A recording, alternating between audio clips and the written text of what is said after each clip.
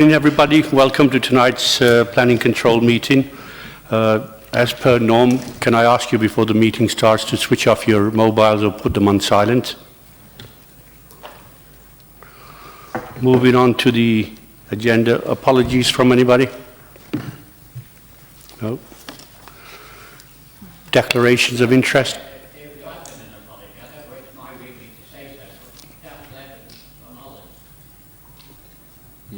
Oh,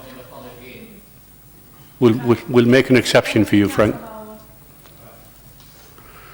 Declarations of interest, anybody? No? Minutes of the meeting held on the 23rd of November. Just one note from that meeting. I mean, there was some confusion regarding whether I'd put my hand up to vote or not. Some councillors didn't see it and members of the public. Just to assure you that there was an investigation taken, it was quite clearly seen that I'd put my hand up, so that's cleared that little problem we had last time. And I think in future, probably all of us should keep our hands up, whether it's for or against, until Stephen has counted the hands.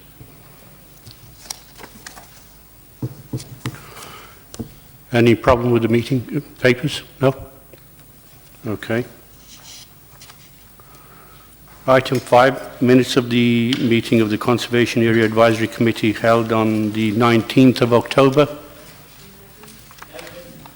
Okay. Right, very quickly then, moving on to applications to be considered tonight. And we have, actually just, yeah, slight change of order actually. Apparently Councillor Ingall's got to go somewhere, so we'll take Chellaston Road first. Station Road. Sorry, Station Road, which is pages 40 to 46. To tell us about it is Ian. Thank you, Chair.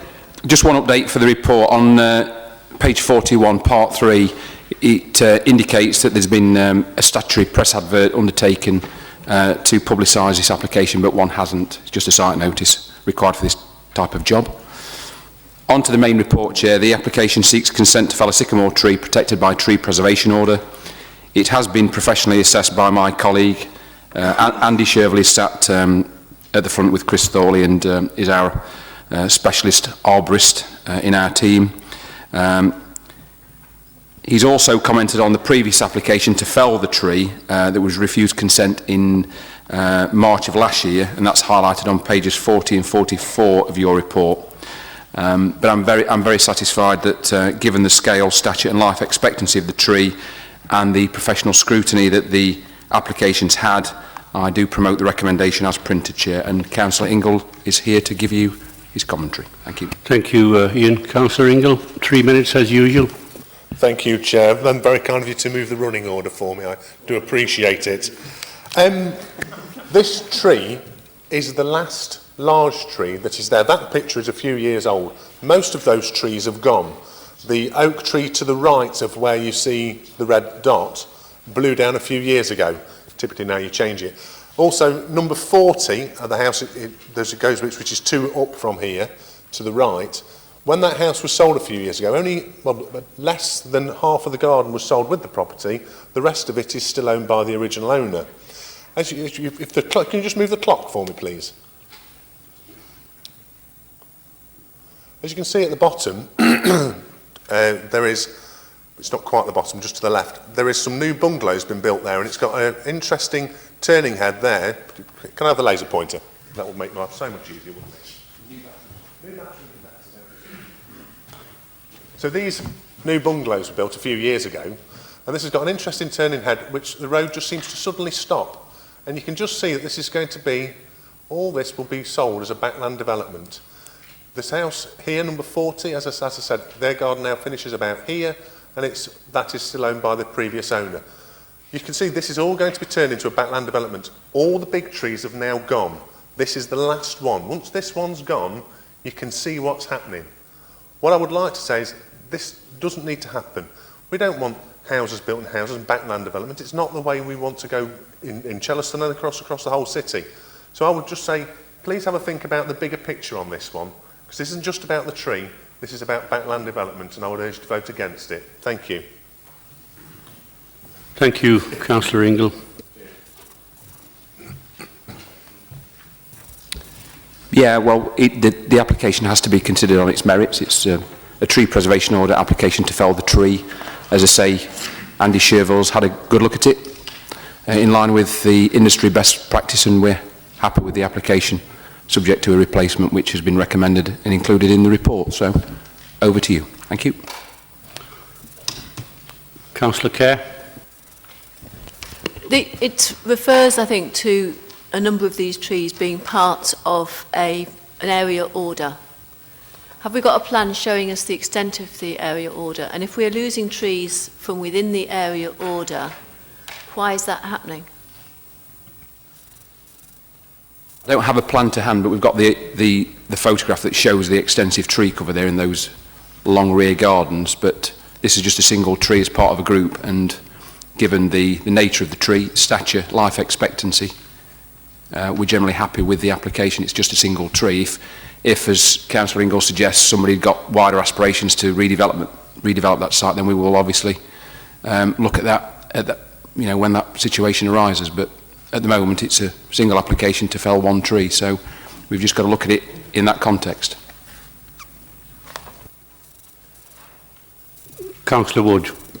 I wonder, it would help us a great deal if an officer could explain in words of simple language why, when it was refused permission to be felled, and it is now recommended for granting permission to be felled, what's changed?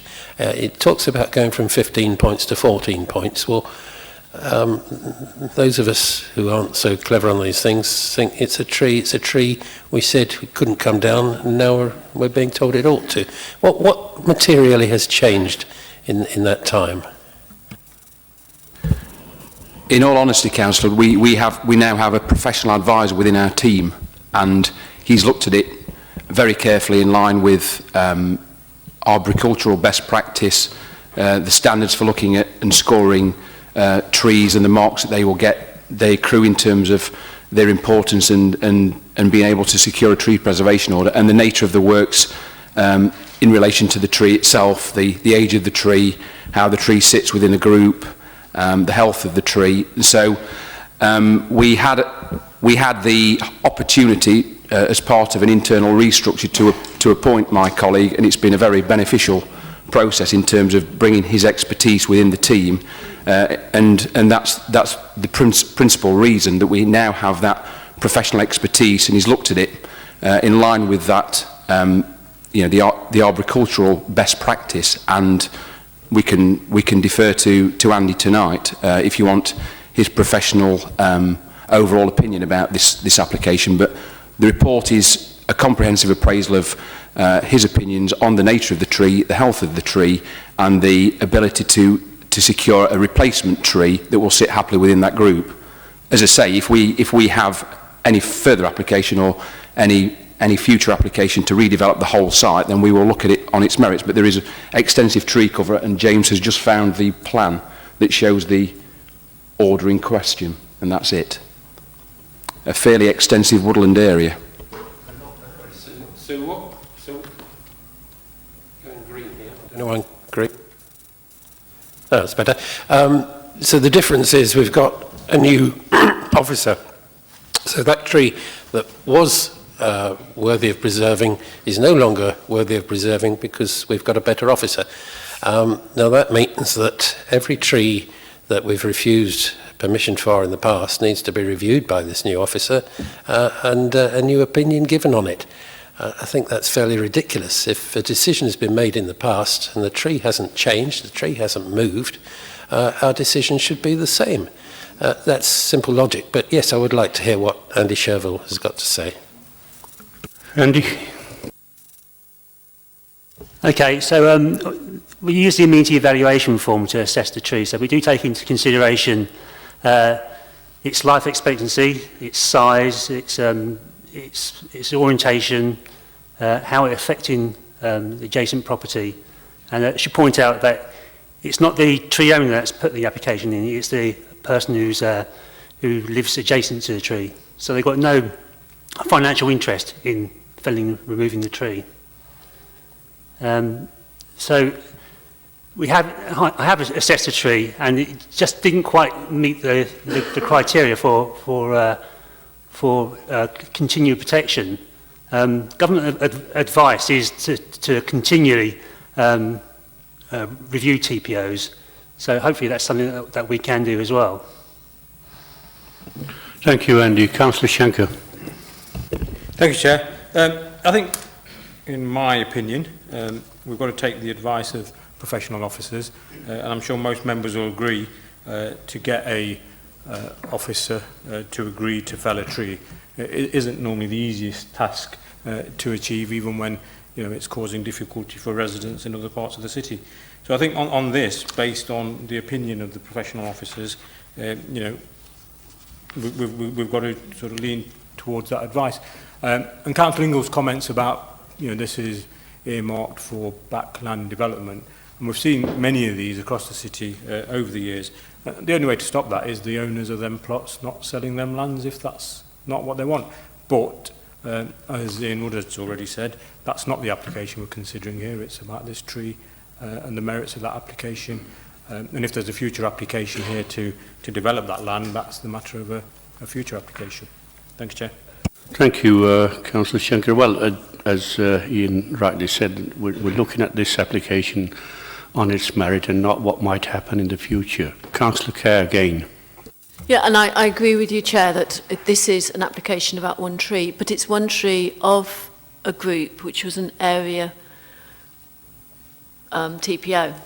And looking at the plan, there aren't many trees in that whole of that garden area that we can see there which look larger than this one in question.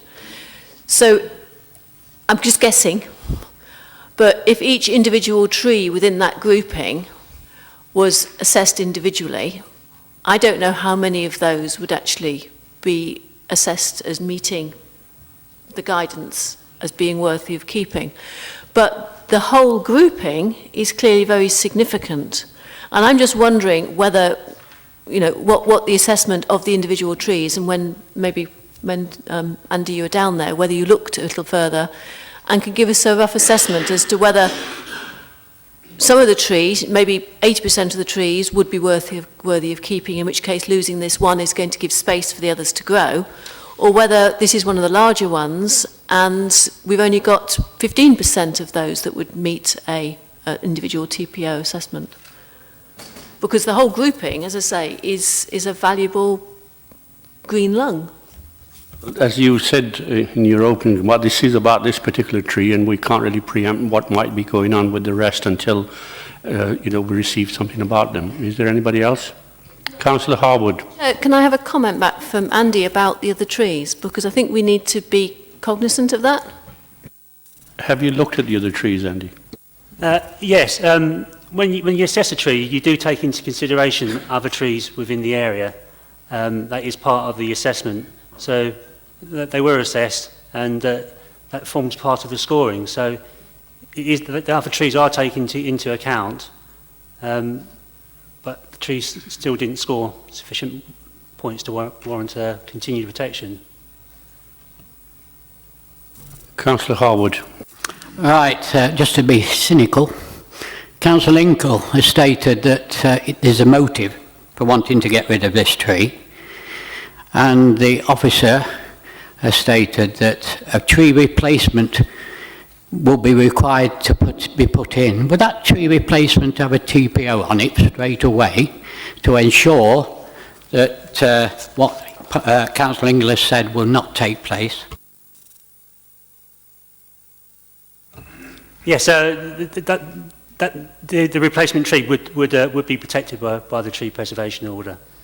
We would have to make a new one, but when we get the details of the replacement tree, that will go in place. Anyone else? Okay, all those in favour of the recommendation?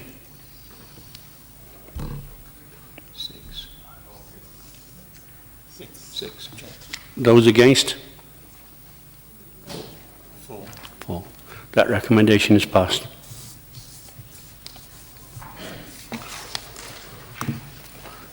Okay, moving back to the agenda now, we'll start with the site of 159 and 169, pages 1 to 13.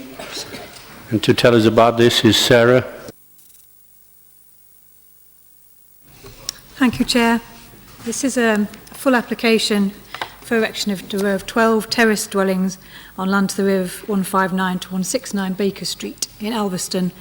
The land is currently rear gardens, and the development would be of a backland form. The 159 Baker Street, which is a detached dwelling, would be demolished in order to form access to the site. The access would be private and be gated, 2-lane width with a separate footway alongside it. The proposed housing scheme would be in the form of 2 blocks, 2 stories in height with rooms in the roof space, and of a traditional domestic style design. A private parking court is also proposed to the front of the houses with 2 spaces per dwelling and a covered bin store. The site has a lengthy planning history of permitted residential development dating back to 2005. Permission for 12 houses and apartments on the same site was most recently granted in 2012, and this has now lapsed without being implemented. Local residents have raised objections with concerns relating to loss of amenity, impacts on trees and wildlife, traffic generation and the density of the proposed housing. In relation to amenity, the nearby properties on Baker Street and Thorndyke Avenue would not, in my opinion, be unreasonably affected by the new housing, both in terms of privacy and massing. The dwellings would be a comparable height to existing houses in the area, and the distances between windows would exceed the normal 20 metres required for privacy. In relation to design, form and layout, the housing would reflect that of other houses in the local area in terms of their appearance, scale and density. It is considered to be in keeping with the residential character of this part of Alveston, and the scheme utilises the large rear gardens which are a feature of these Baker Street properties. In terms of highways impacts, the Council's Highways Officer has not raised any objections to the level of traffic generation for the 12 houses or to the proposed parking and access arrangements proposed for the development. In relation to trees and wildlife, there are a few trees within the site, including a small group of trees in the southeast corner of the scheme which are to be retained. The rest of the vegetation on the site would be removed. Derbyshire Wildlife Trust is satisfied that there would be no adverse impacts in terms of protected species, subject to conditions to protect any, safeguard any bat activity on the site. Following advice from the Council's tree officers, tree protection and method statements for the retention of trees would also be controlled via conditions. Overall, we consider this development would contribute towards the city's housing supply and is compliant with the relevant national and local planning policies in relation to design, environmental impacts and highway safety. We're there recommending it for approval. Thank you, Sarah. We have a speaker on this, Councillor Graves.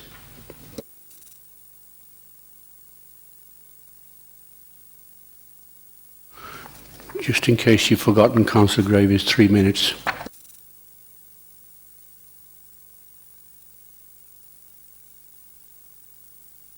Thank you, Mr. Chairman. Yes, I appreciate this, 3 minutes. Members of the Planning Committee, my overall concern on this application is threefold. One is the highways aspect. Baker Street is already a difficult road in terms of vehicular access and usage, including rat running and parking. I do not believe adding more traffic deliberately to this road is good for the existing residents. It also exacerbates pollution and congestion. Turning one house into 12 will only exacerbate these issues. Secondly, the government has given local councils the ability to refuse development, commonly known as garden grab. This is entirely garden grab on a mass scale.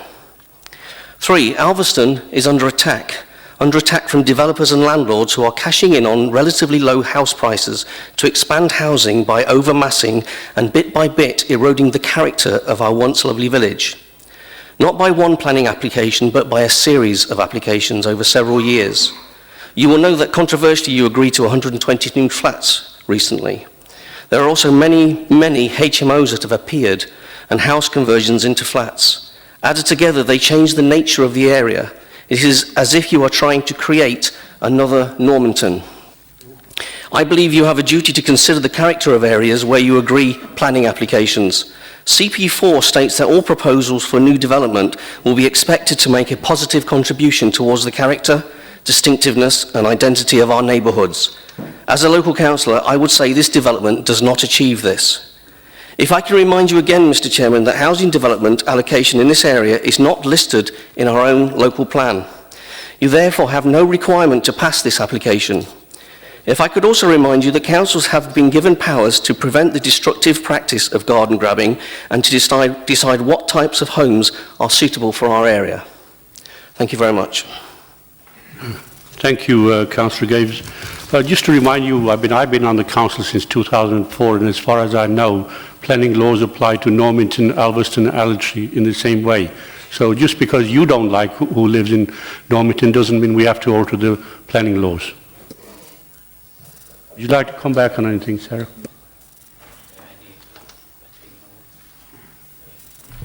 Yeah, just a bit of clarification on garden grabbing. It was an issue some years ago in the old PPS guidance that was in existence, PPS 3, which related to housing, and that's now been superseded by the NPPF, and it's basically now related to each site on its merits, based on context, character, and all of the other issues. Obviously, there's now an issue with housing supply nationally, as well as within the city, and obviously we are required to ensure that we provide the right amount of housing for the need. This site obviously provides 12 new houses in an area where there is a need for housing. So that's basically the basis that we now look at it on the new local plan, as well as on the NPPF.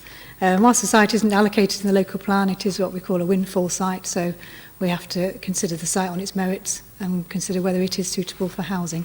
In this case, we obviously have a previous outline, permission and reserve matters for residential development, and that's obviously a material consideration which we take into account. Thank you, Sarah. Members? Councillor Kerr. We made a site visit to this, was it only yesterday? And it was quite useful. It was a useful visit to make because it's an area of land which it isn't as exciting as the one we've just seen where the sycamore tree was, for example. My comments are more related to the way people, I think, would relate better to the rest of the community. I'm always a bit cautious about enclaves like that, which are fenced off, and therefore there's a sort of mindset that says, I'm not part of the community, I'm separate. And I can understand why people want them to be fenced off and gated, and I think that's up to the developers to consider. But I'd also like the developers to consider whether it makes sense to have a secure gate also onto the Jitty, and if it could be put to the developers to consider the corner of their development where there's the dog leg in the Jitty, because dog legs in Jitties tend to be places where people gather, and if you haven't got good visibility, that's where people drop litter or don't pick up after their dog. And I just think taking an angle off that could make a significant difference to the Jitty. I think it's something that needs just to be raised. I don't think we can insist on it unless you can tell me otherwise. But I just think this is an opportunity when that could be done, which would be of benefit, I believe, to the community. Second thing is, when this development has matured, I would hope that there is some organisation there of community that will look after the little bits of incidental open space and planting. But again, I'd like the developer to consider that patch of land between the 2 parking spaces and the fence, because I can see that in the wrong situation, becoming very overgrown and nobody looking after it. Down at the bottom, the south end of it, where the 2 parking spaces are between the 2 blocks of houses, that bit there. And I think that bit of space at the back could be allocated as garden space to one of those houses, because the gardens are pretty small. And those are only advisory comments. The thing that I would really like is some incidental parking, so that there's just somewhere, if somebody's visiting, they can get themselves through the secure gate, and there's somewhere to leave a bicycle so that you can lock it up, and leave it. Because that's, again, it's a mindset. If it's easy to leave a bicycle, then you won't get in the car, because it's easy to get through the gates without waiting for the slow gates to open. So they're minor points of what I think is basically an acceptable development. Thank you.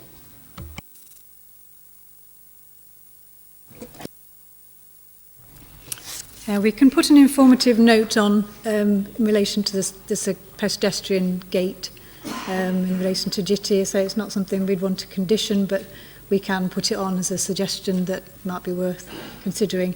And so in terms of cycle parking, we can add that as a condition, so the details of small cycle parking can be added. Councillor Shanker and then Councillor Wood. Thank you again, Chair. Just a couple of quick points. Again, the first point, I mean, I don't agree with Councillor Graves about it being one property converted into 12, because it's obviously the use of a number of gardens which is allowing this development to happen. And again, if local residents there are that much against the development, they wouldn't let their gardens be used for this. On the second and more serious point, I'd just like to get our legal officer's opinion if we were minded to put an objection either on this application or any other application, either for or against a certain area looking like Normington. Would that be a valid objection for this committee?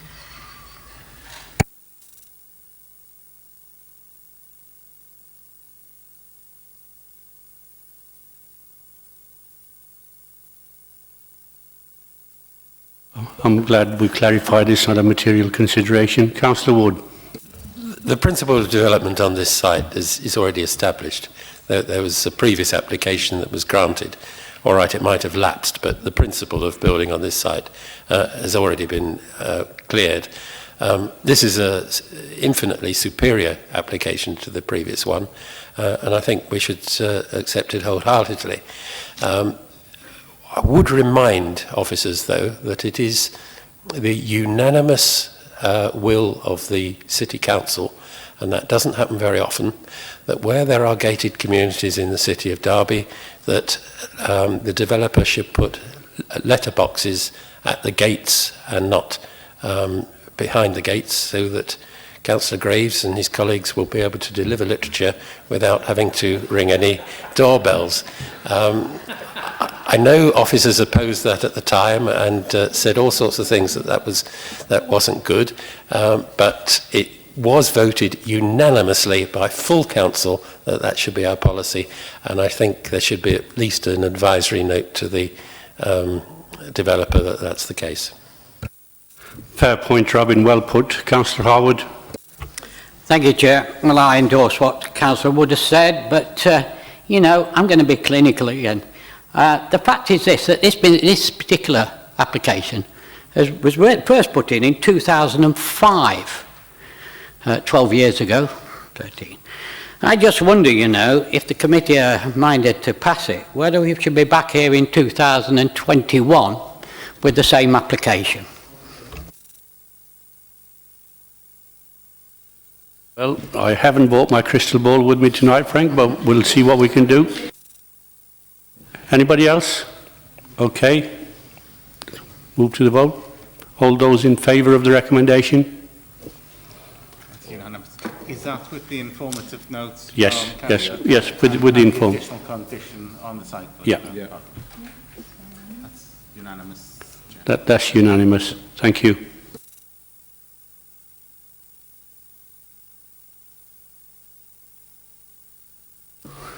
Moving on to the next one, which is 17 Shardlow Road, pages 14 to 23.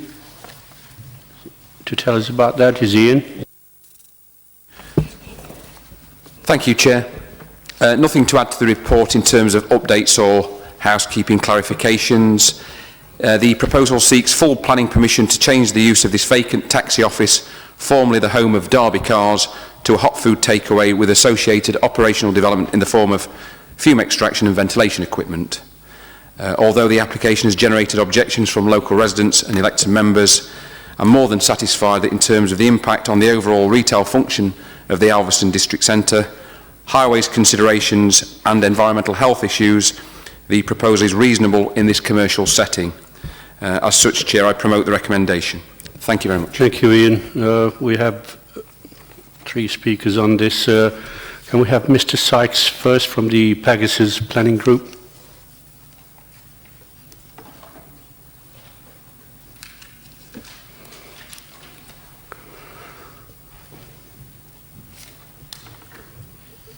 Good evening, Mr. Sykes. 3 minutes. Thank you, Chair. My name is Fergus Sykes and I'm from Pegasus Group, who represent the applicant. The key concern raised by local residents and councillors relates to a perceived harmful concentration of hot food takeaways within the district centre and the impact an additional takeaway would have on the character and vibrancy of the area. Within the district centre as a whole, it has been established through a land use survey that there are currently 9 Class A5 hot food takeaway uses out of 69 commercial units. Although it is noted that objections state that other units have an element of hot food within their businesses, these are not Class A5 uses. The proposal would result in a total of 14.5% of the units within the centre being within Class A5 use. As set out within your officer's report, other district centres display a range of between 10 and 15% of units within Class A5 use. Therefore, it is not considered by the Council's policy team or planning officers that the proposal would result in an unacceptable concentration of such uses. Within the specific frontage in which the site is located, there are a total of 10 commercial units. None of the other units are in use as a takeaway, and 8 are Class A1 retail uses. Therefore, it cannot be said that the proposal would result in a harmful clustering of takeaways or non-retail uses. Concerns have also been raised that the proposal will harm the area due to a reduction in daytime activity and a shift to an evening economy. However, the site will be open from 11 a.m. and will therefore not create a dead frontage during the day. Furthermore, the site is currently a taxi hire business. The proposal will increase footfall when compared with the existing use. It should also be noted that this application would result in the loss of a sui generis use and not a Class A1 use. This change actually allows the unit to convert to a shop in future under permitted development. In its current lawful use, the unit would not be able to operate as a shop without a change of use application. The proposed takeaway will be occupied by Domino's Pizza and will generate a number of employment opportunities for local residents in both full and part-time positions. In summary, this proposed scheme complies with the national and local planning policy as evidenced by your officer's report. There are no technical reasons or policies to justify a reason for refusal, and I therefore respectfully request that you follow your officer's recommendation and grant planning permission subject to any necessary conditions. Thank you. Thank you, Mr. Sykes. We have Mr. Spray.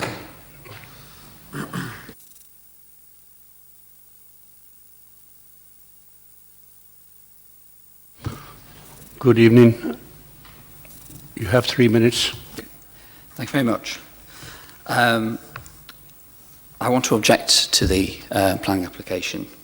Alveston itself is amply served, we believe, by the existing number of hot food outlets. Currently, there are around 15 of the 73 outlets in the district centre that can serve hot food. Domino's itself already has a premises on Caldone Lane within Alveston, which does amply serve Alveston residents. We fear an increase in noise, litter, antisocial behaviour and smell. The premises will have a negative impact on health given the menu that will be on offer, and we believe that the unit needs to be given over to a business rather than another hot food outlet. This may then help the centre's regeneration. The nature of the delivery and pickup by car of the business itself does not, we believe, lend itself to any strategy for sustainable transport in or around the city. Thank you. Mr. Spray. We have Councillor Graves again.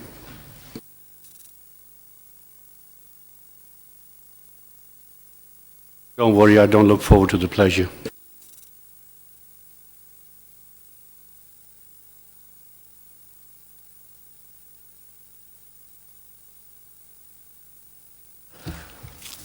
Thank you, Councillor Shankar.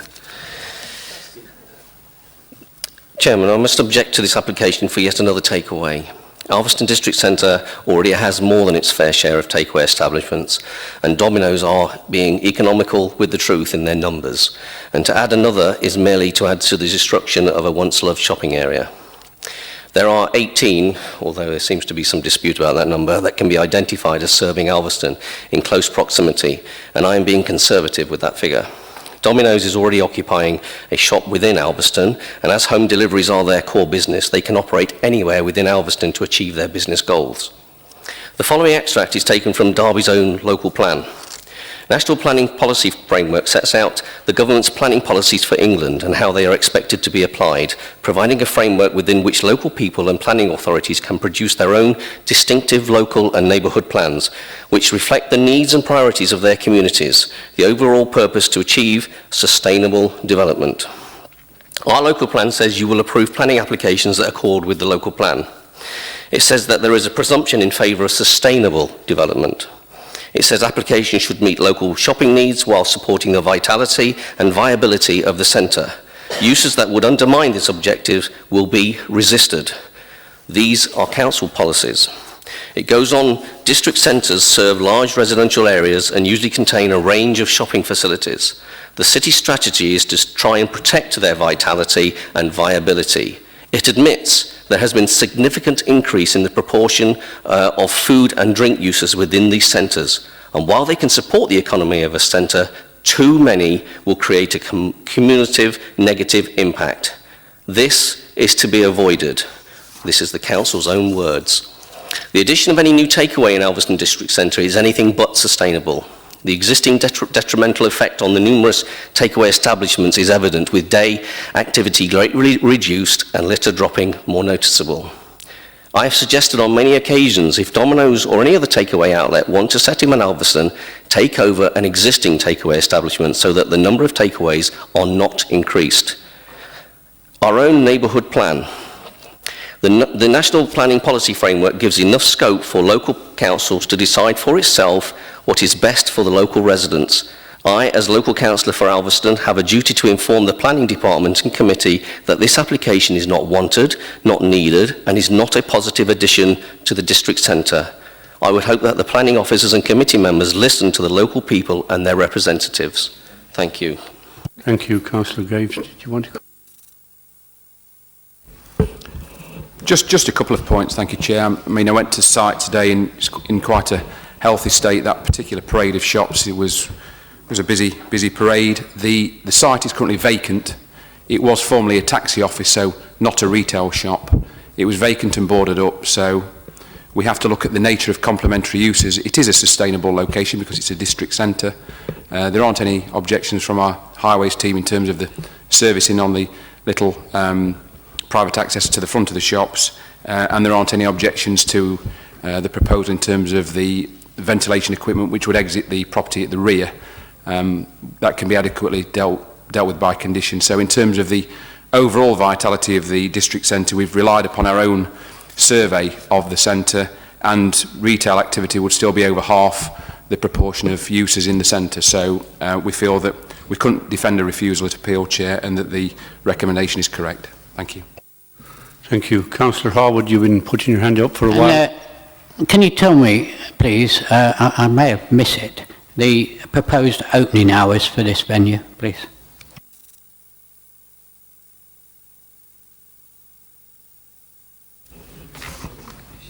At 11 o'clock is, I think, their opening time. They're aiming to start, but we would put conditions on relative to closing times. I mean, there are some fairly long closing times in Alveston, as I recall, but we can attach conditions relative to the closing of the shop and the cessation of dispatch of orders if members felt that there needed to be something reasonably associated with that, if they felt that the residential amenity would be affected. But I would stress it's in the district centre, so the nearest residential neighbours are at the rear, some 30 metres away. Chair, thank you for that. 11 a.m. in the morning. I would suggest that we do put a time on as a condition, and I would suggest 11 o'clock at night. Thank you, Councillor Howard. I mean, I understand where you're coming from, but just in order to give them fair chance of competing, there are other outlets that are opening there. I think the most we can do is to make sure that this particular outlet doesn't open any longer than the ones that are opening there, and not sort of, tie one hand behind their back by saying you can only open till this time. Councillor Kerr. Thank you.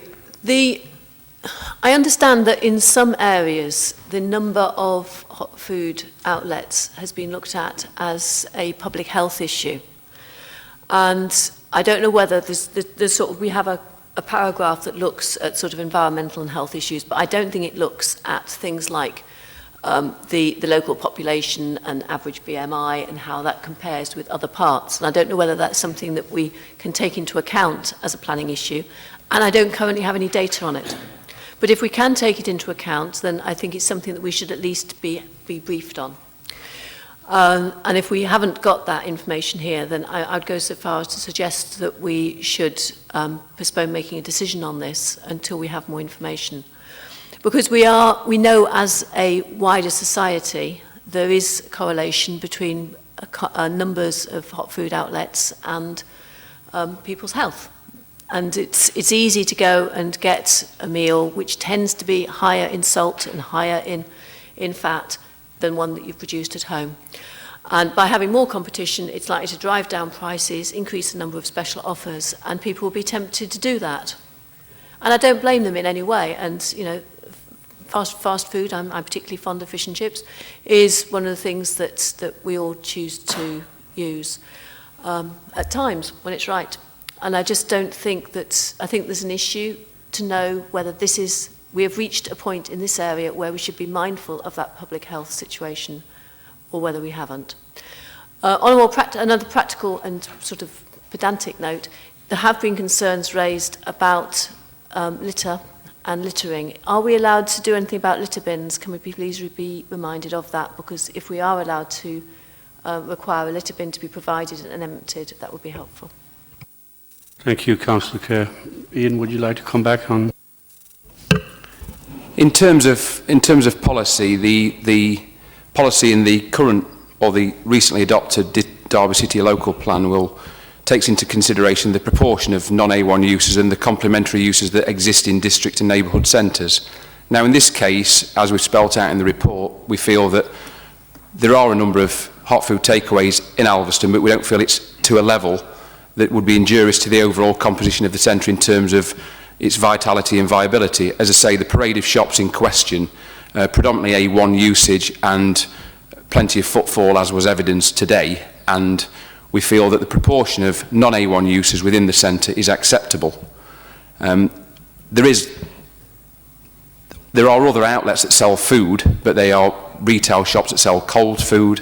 The pub will sell food. So there are other food operators, but in terms of hot food takeaways and the specific number and the overall number of complementary uses that complement the A1 function, we feel is at a reasonable level. As I say, it is a vacant shop. It was formerly a taxi office, so not a retail shop, currently vacant and boarded up. So I feel that on balance, given the overall composition of the centre and the positive impact that this would make in terms of reuse of a vacant shop, bringing it back into a viable reuse, it would be beneficial in this case.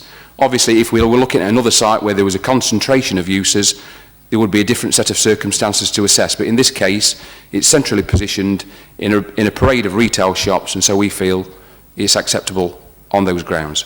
Thank you, Chair. Thank you, Ian. Councillor Wood. Chair, can I agree with the officer on the arguments he's put forward about the health and vitality of the district centre and the use of this property? What I was asking about was the health of the population and the public health issues to do with BMI, which we've had no answer on. And I don't know whether that can be considered as a planning issue or not. No. Councillor Wood. That was one point I was going to make, that this is a planning committee and not a public health committee, and it's not up to us to tell the people of Alveston what they should eat for their meals. I shuddered when Councillor Graves, I think, paraphrasing correctly, said we should tell the people what they want. and what is good for them in their area. Well, no. If we allow this to go ahead, and if there's another 20 applications for hot food shops in that area, the market will decide. If the area doesn't need another hot food shop, it will go out of business, or another one will go out of business. That is not our concern, that is the market. And it's the people of Alveston who will decide whether they want to cook their lunch at home, or whether they want to nip round and get a quick pizza from this place, or have it delivered. That is up to them. It's not up to the planning committee to decide what people should have for lunch, or whether it's good for them or bad for them. And I think bringing back a shop unit to be a shop unit as opposed to an empty one, or a not terribly popular taxi office, is a good thing, and we should support it. Thank you, Robin. As you rightly said, market forces have dictated that the taxi office wasn't viable, so they're closed. Councillor Shanker. I'll just be brief, Chair. Echo what Councillor Wood said, I think. Just remind members, this is the Planning Control Committee. People will vote with their stomachs, I assume. If the proposed takeaway is viable, it will stay there. If it's not, and not doing the business and local residents don't want it there, they'll have to think what they do, and something else will happen. I think there's enough commentary on page 19 about the percentage of the units. There's no defendable policy position should this go to an appeal if we refused it. So on that basis, I think there's, we have no option but to approve the application, Chair. Thank you, Councillor Shanker. Anybody else? Okay, all those in favour of the recommendation? That's unanimous. That? Chair, were we going to put in an additional condition on timing? Obviously, leaving it to the officers to decide. Can I come back, Chair, on that? I feel, on reflection, that the Chair was right, that we should look at a time in relation to the other fast foods to be fair and what have you. Councillor Wood, Shanker, absolutely right. We play a fair deal on this at the same time. If they're not successful, they're out of business, but I think it should be in line with the others. Thank you, Frank. Ian? Yeah, I'll check on those, Councillor Harwood. There are a number, as I say, that have been extended over the last 10-15 years in terms of closing times, and I'll look at those and refer to the Chair and Vice Chair as to a reasonable level. In the last application, they stated 11 till 11, so in line with what you were suggesting, but we will look at it reasonably and fairly, so we're applying the same principles. Thank you. Councillor Haslett, it's been voted now, so I don't know what you want to say. The Councillor Kerr did raise the item of a litter bin as a consideration. That wasn't really mentioned or commented on. We can include an informative note about that and suggest to the operator that it would be something that would be welcomed. Yeah. Thank you. And yes, Frank, when the officers have had a look at the opening times of the rest, I will make sure they email everybody onto that. Okay, are we happy with that then?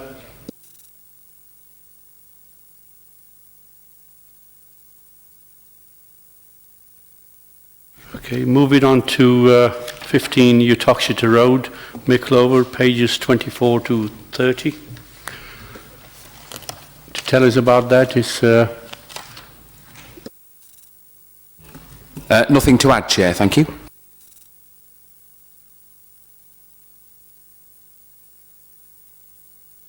No speakers, so...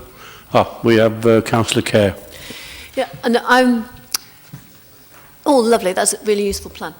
This area, one of the things about Micklover District Centre is the parking, as in so many district centres.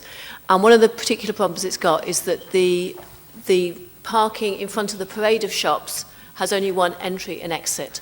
The land in front of this, which forms part of the application site, is actually could enable an alternative exit, though the land levels aren't brilliant. Is that something that has been looked at or discussed in any way with the applicant? Or is it something that we would be able to work with them on to be able to potentially achieve? I know it's not highways land, and the land adjacent to it is not in the highways either, but at least an informative note to explore that, I think could potentially be very useful for the district centre. Yeah, I can include an informative note, Councillor Kerr, if you would like. Councillor Harwood. One comment, Chair, on the highways development control notes. At the bottom it says, no part of the development hereby permitted shall be brought into use until the cycle and motorcycle parking layout as indicated, and so on. And the area shall not therefore be used for any other purpose than the parking of cycles and motorcycles. How are we going to, if it's passed, make sure that that happens, please? We'll monitor it, Councillor Harwood.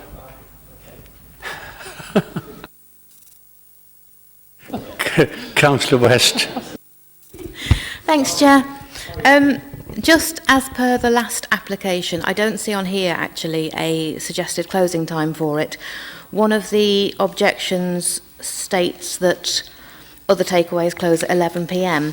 Can we just get clarification as to the suggested closing time, and as per Frank's excellent suggestion on the last application, which now may not be going ahead, can we look at this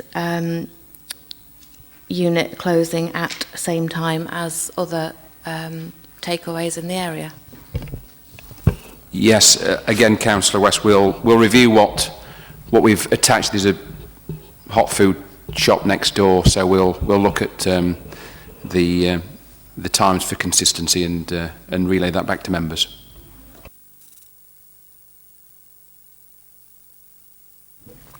Move to the vote. All those in favour of the recommendation?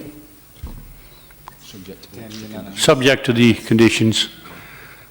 Again, unanimous. Unanimous, thank you. We're doing well tonight.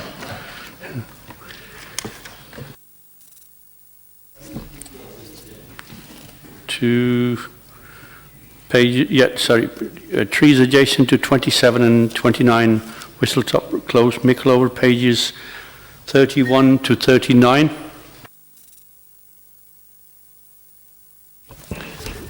Thank you, Chair. Just one update for the report. Part 3 indicates that a statutory press advert was included in the press. It wasn't. It was just a site notice, which is in line with our statement of community involvement. On to the main report, Chair. The application seeks consent to undertake various works to trees covered by a tree preservation order. The scope of the application is outlined in your report, and it has been professionally assessed by Andy Sherville. The report also addresses a previous appeal decision for a greater amount of tree work, and it provides a comparison between this application and that decision, and the inspector's numbered paragraphs are in the report for your scrutiny. Based on that, and based on this being a reasonable compromise and a reasonable solution in terms of the arboricultural content, I support the recommendation as printed on page 37. Thank you, Ian. Andy, did you want to add anything? Can I just ask a query on the report, the wording of the report, because to me it's ambiguous. At the bottom of page 36, the last paragraph, it reads, reducing this tree would create a cyclic pruning regime which would need to be carried out on a 3 to 5 year cycle. If not carried out, there would be an increased risk of branch failures at the pruning points, which would lead to an increased pressure on to remove the tree. Now, that word, if not carried out, is there not a mistake, or what is not being carried out? Reducing this tree or pruning it? To me, that sentence is ambiguous, and I wonder if it could be clarified. I'm sure Mr. Sherville will probably be able to elucidate. Andy, you call yes, for. It's the recurring of the pruning. So the pruning would have to be carried out on the regular regime to maintain the tree at that size. If it wasn't pruned, there'd be greater chance of branch failures at those pruning points. But you're saying it should not be permitted to be pruned, and then you're saying if it's not pruned. There is another reason for not allowing it. That is the amenity value of the tree, which is a few sentences further down. So that's in part, but the poplar tree reduction, I don't think it would be carried out on the regular cyclic regime, which would lead it a greater chance of branch failures, as well as a loss of amenity. Sorry, it's not very clear. We'll get Stephen to clarify the ambiguity. I wasn't intending to come in to clarify any ambiguities at all tonight. I just actually had one question really of the officers. In terms of the recommendation, it says to grant consent with conditions, but it is to exclude the poplar tree from that grant, isn't it? It is, yes. Yeah, so I just think the recommendation needs to make that clear. Are you a bit clearer now, Robin? Well, never mind. Never mind. We'll try and clarify it for the next meeting. We have speakers on this, and Mr. Murphy.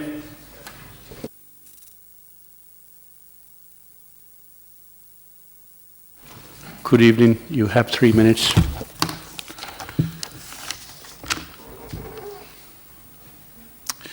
Good evening, Chairman and members of the committee.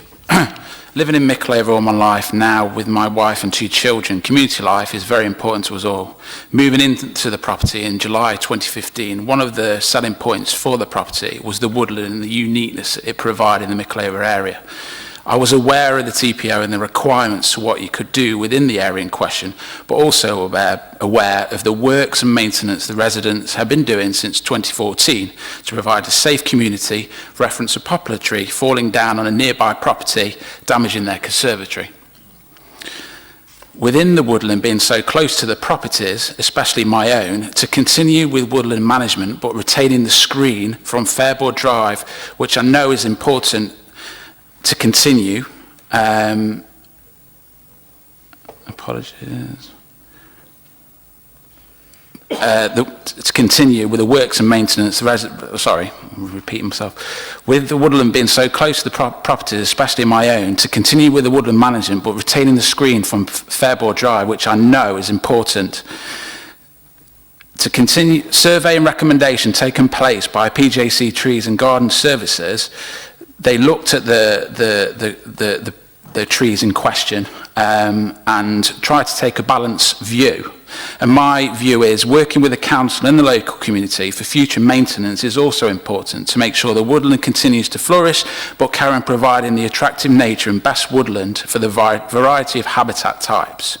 The works put forward for you today are balanced and move forward to protecting the property, but also making it a real safe environment for my family, because due to the close proximity of the woodland, the property to the woodland, maintaining the area is essential, and it provides sound arboricultural management, where the majority of the works are near my property, the garage, drive, and where the children play. Thank you for your time. Thank you, Mr. Murphy.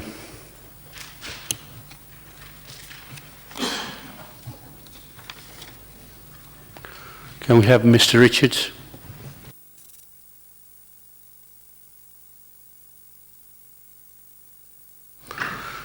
Good evening, Mr. Richards. You have 3 minutes. Good evening. Why on earth are we here yet again? After concerns for the woodland, the council gave permission for the estate to be built, and as soon as the houses went up, the trees have been systematically hacked at. Just look at the amount of applications the applicant has made, not to mention his neighbours. Well, enough is enough. I have heard from within this chamber, well, if we don't accept this now, then they will only appeal or put in another application. As I said, enough is enough. And as a council taxpayer and a Derby resident from birth, I expect the committee here today not to bow to such repeated applications for such personal gain. A clear message has to be sent from this committee, for not only to this application but to others. Further, the tree report that the applicant submitted was 2 years out of date. and had been discredited by the Inspectorate, Mr Roger Catchpole, appointed by the Secretary of State for Communities and Local Government following his visit to the site on appeal. The Inspectorate has therefore set the bar and has stated part of the woodland has been converted to provide an additional garden space for number 29. The proposed works would further erode the naturalistic form of the woodland by creating a highly managed appearance that would be more akin to a parkland or a wooded garden. This would add to the harm that has already been caused by the encroachment of the garden associated with number 29. Consequently, the proposed works would result in considerable harm to the character and appearance of the area. Further, the Council's own tree policy does not support the benefit of an individual to the loss of the community. To accept the application would do just that, in that it would open up to the applicant's garden further than what he has done so already, and into the TPO land, which the Council has failed to take action even upon a complaint. Does the panel here today support such actions? The officer's report recommends felling of a sycamore tree.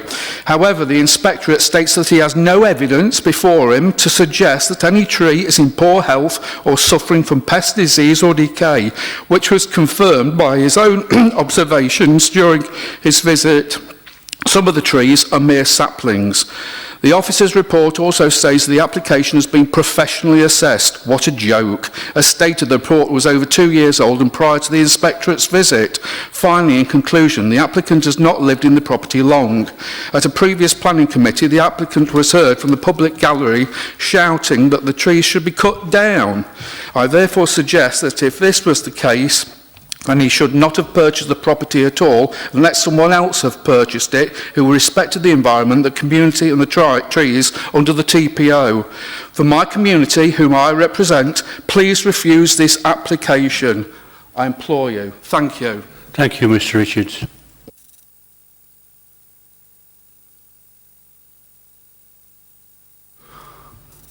Councillor Holmes. Sorry to wake you. Thank you, Chair. It's good to be back.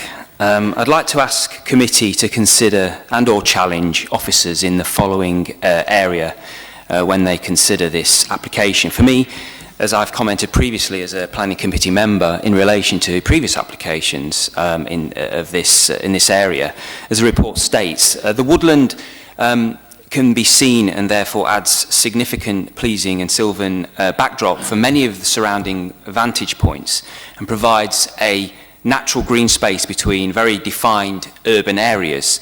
It acts as a significant visual and physical barrier between the elevated properties on Fairbourne Drive and the properties below, several metres below in fact, on Whistle Stop Close. This is why the trees are protected by TPO, or one of the reasons, and contributed to the decision of the government inspector who has upheld a decision previously made by this committee for a related application to fell and prune various trees. I would ask officers to confirm that when the report at 8.2 states the application has been professionally assessed, I would seek assurances on that the Council has assessed on site rather than rely on a third party considering the application history and the TPO that the Council is responsible for enforcing. And with that in mind, this committee should only allow what modest maintenance is absolutely required to adhere to health and safety and to improve the health and sustainability of these trees and woodland. It is not acceptable, in my view, to agree to any other works outside of those two areas. And so only considerate and proportionate tree management should be allowed in this case. It is also not clear in the report as to whether the Council officers agree with the proposed scale of pruning detailed in the application. For example, there's a proposal to prune tree 4 by 3 metres and tree 7 by 3.5 metres. This needs very careful consideration. Chair, I'm very confused with the officer's reply to Councillor Wood's query. I still don't quite understand whether the officer is saying that pruning will have long-term negative impacts potentially on the actual pruning points and make the tree weaker, or whether he's saying the opposite. I think that really does need clarifying, because it's the community can't make a judgment unless that's totally clear to them. It can't be done in retrospect. It also states that significant pruning, which 3 and 3.5 metres, in my opinion, would be, reduce the amenity value that the tree provides. Pruning by 2 metres of 13, 14 and 15 will also have a significant impact, because those trees aren't substantial. So I'd ask the committee to be very, very careful and mindful in making the decision here tonight. Thank you, Councillor Holmes. Ian. Yes, thank you, Chair. In response to Councillor Holmes, the application has been assessed by Andy Sherville, and in part 7.1 and 7.2 clearly spells out the scope of the application. Under 7.1 on page 34, he states the majority of the woodland will be left intact and will continue to provide amenity value. All the trees that are to be pruned are suppressed, and with the exception of T5 and T7 are growing towards over the building or the drive. He goes on to say, moreover, the part of the woodland that is to be pruned is mostly seen from the end of Whistle Stop Close, which has no through route, etc. The sycamore tree is in poor condition and its removal is acceptable on the grounds of health and safety.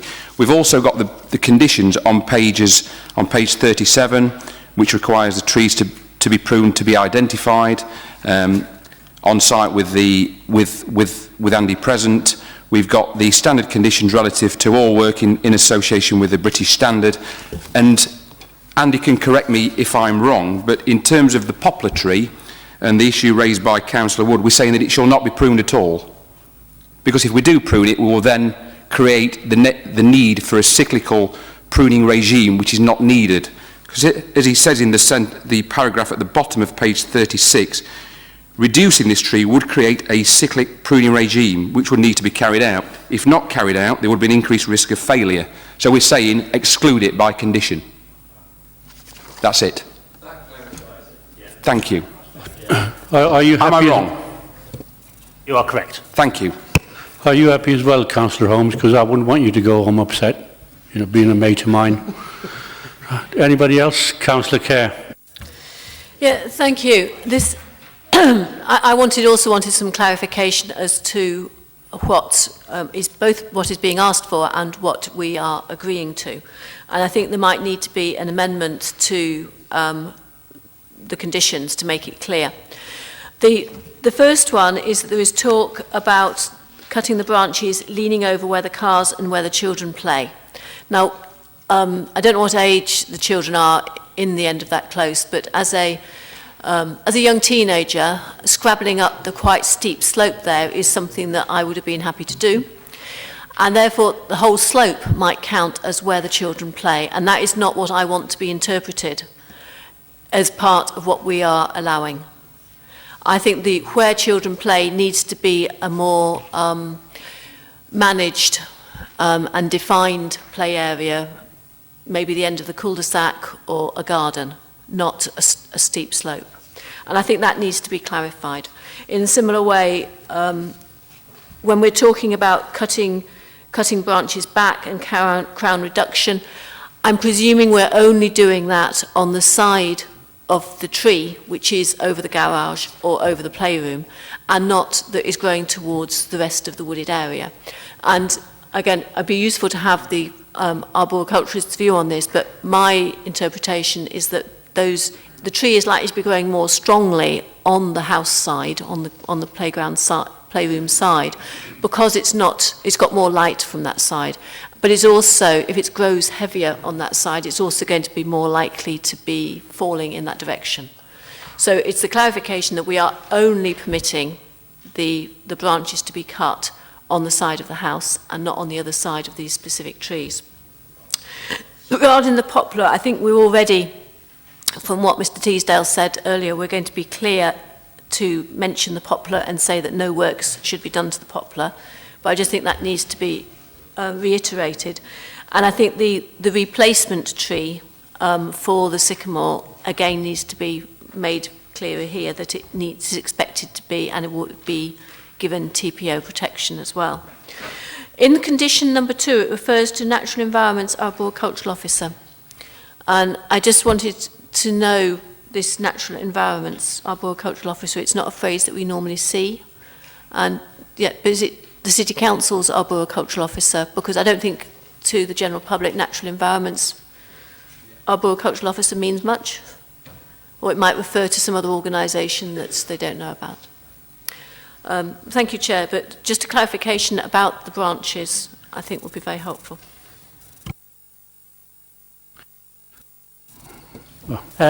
Yes, Lucy, it would only be conditioned to those branches that are overhanging the drive and the playroom stroke garage. And none of the others would be? None of the others, no. So I would go out and mark the trees with their agent to identify specifically what trees to be pruned. Thank you, Andy. And in terms of an extra condition, Councillor Kerr, I would suggest something as simple as this consent shall not extend to include works to the poplar tree. Full stop. I hope that clarifies things for you, Councillor Kerr. Councillor Hassel. Thank you, Chair. Would it be possible to have some kind of agreement that the council officer oversees any works that are being carried out on these trees to ensure that the TPO order's kept in order? Thank you. You're very popular tonight, Andy. It's not something that we normally do, just because of the sheer amount of applications that we have in. If they go above and beyond there, then an offence would have been committed, and it'd be up for enforcement to take action. But we would be clear on the site visit about what trees would be allowed to be pruned.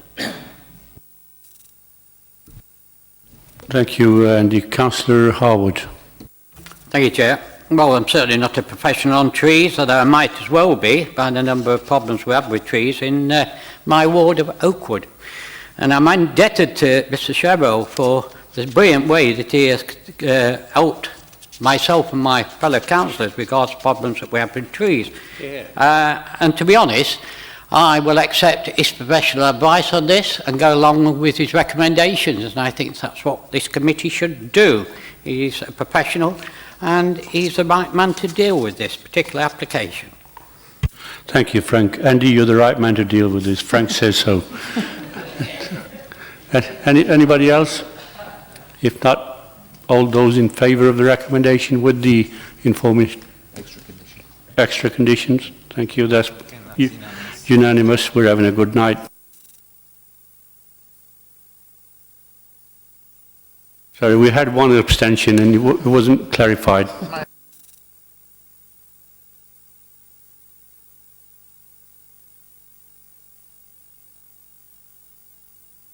Last item in terms of applications. First floor, 22 High Street, Chellaston, pages 47 to 54. Thank you, Chair. Nothing to add. Councillor Marshall has been waiting patiently at the back of the chamber. Thank you.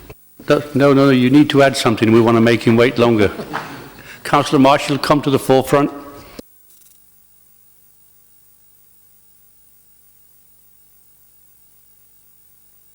No, it's not Lord Luke and it's Councillor Marshall.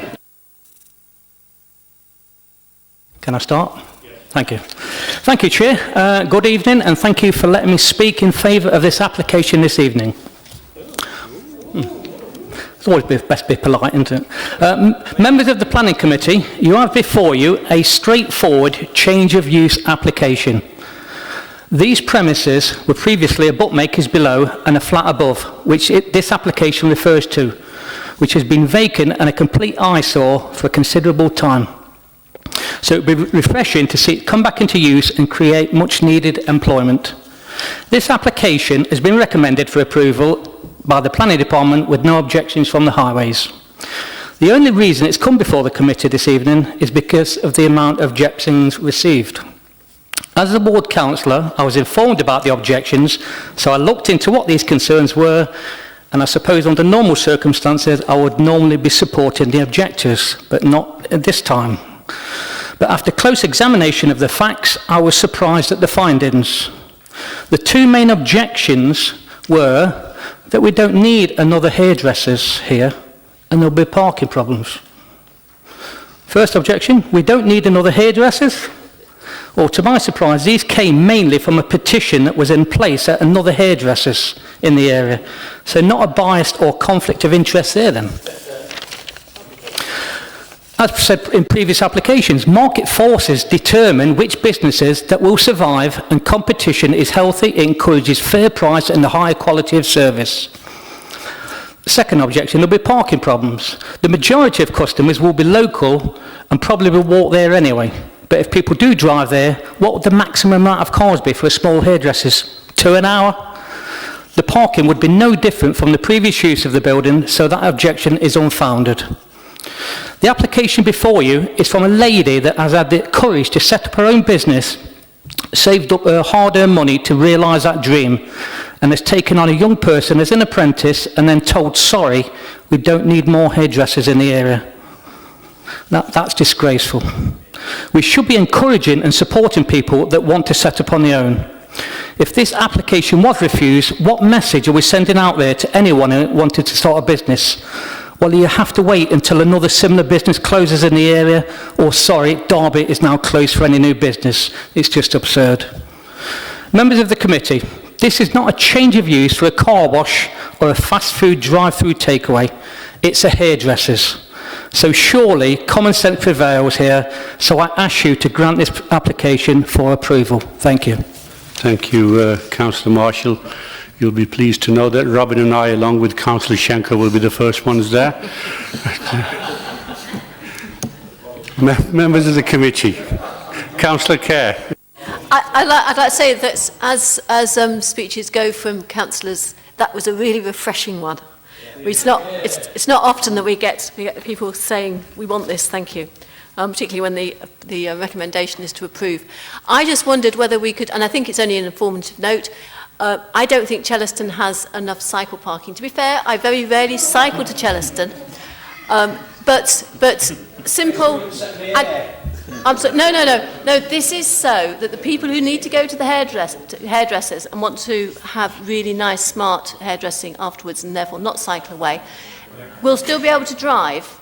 But there'll be a cycle parking for somebody else to use, so that there'll be space for them to park. So, yeah, somebody else who currently doesn't cycle there because there's no decent cycle parking will now cycle, leaving their car at home, so there's space now for the person who's having their hair done. Okay. So that's my suggestion. I'm not sure if we can require it, but it'd just be useful to have a Sheffield stand. At the moment, I think you could tie your bicycle to the street nameplate, but the way the council doesn't always replace street nameplates these days, that might be gone. So thank you very much. Councillor Harwood, perhaps you could bring us on to some positive views again. Of course I will, Chair, as I always do. They disagree with me. Councillor Marshall, how refreshing to have somebody who actually comes and makes a point of saying to the committee, you should pass it. Now, I agree with him. Page 51 sums it all up. It's always better to have a premises occupied than lying empty. All those in favour of the recommendation? Unanimous. Unanimous again. Thank you very much.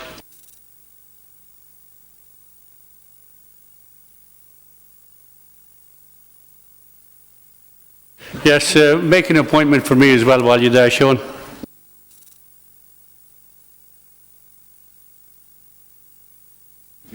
Okay.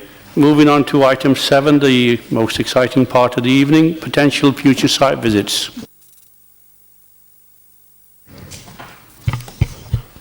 Right, we have rather a long list of these, so please be patient. First one is an extension to the east stand of the Pride Park Stadium for a new food court and food zone. Not approving it yet. Did you say boo or move? Move. Are there going to be significant implications for traffic movements and things in this area? That's obviously something we'll be looking at as part of the application. You can see it all from the public view. You can see it all from every vantage point. Match day. When the rectangle is where it's being built, that is where you've got the JJBs on Subway's here. Frankie Benny's. Frankie Benny's the other one. You've got the car park down here, and that is just a forecourt where the car parking is there in the road in the main. Sounds like too many takeaways. Yeah. We certainly need it in the Premier League next year. Yeah. Are you moving on then? No, we don't need to. No, we don't need to see it. This is more of a strategic housing scheme, the Osmaston Triangle for the former Nightingale Works, 398 dwellings.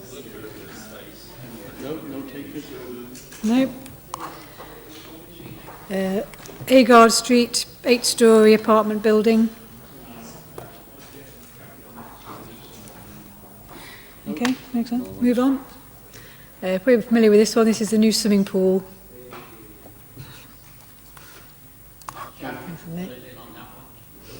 Go for a swim.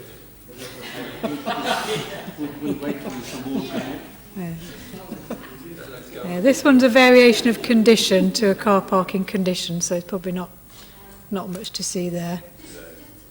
Just ask whether they've done anything about cycle parking there. Do think about it, please, because last time I had to use a downpipe. Okay, move on. This is one of two OCOR applications we've got for reserve matters. This is for a flood gauge station on the side of City Road, so it's quite a small scale scheme, part of OCOR. Next one on the list has already been approved today, so we're not seeing that one. This one is Hackwood Farm. It's just substitution of house types to the approved scheme. You're a bit out of sync, James. You're a bit out of sync. This is the fireplace workshop, part of the A52 work. So we've got a scheme for demolition, retail. You missed out the OCOR. No. Did you? No. Chair, just thinking of that retail application and the comments we've had recently about the Kingsway Retail Park and the problems we've had of access about it, can we ensure that we have an up-to-date highways modelling thing for that, for whatever the change is going to be, to make sure that the roads in that area can take it? Yeah, I'll make a note. Yeah, we'll move on. This is the other OCOR scheme, flood wall for Ada Bliss site, which again is reserve matters. Moving on. Last one. That's the footpath, 3 metre wide multi-user path in Mackworth Park. No, I think they've missed this one for Carrington Street. You've got Carrington Street. Oh, no, sorry. No. There is another one on your list for Castle Ward for the former fitness centre on Carrington Street, which is 54 dwellings, which is not, James hasn't got on his PowerPoint, but... Forgot that one, sorry. Nope. Okay. None tonight. Just done that one. Yeah.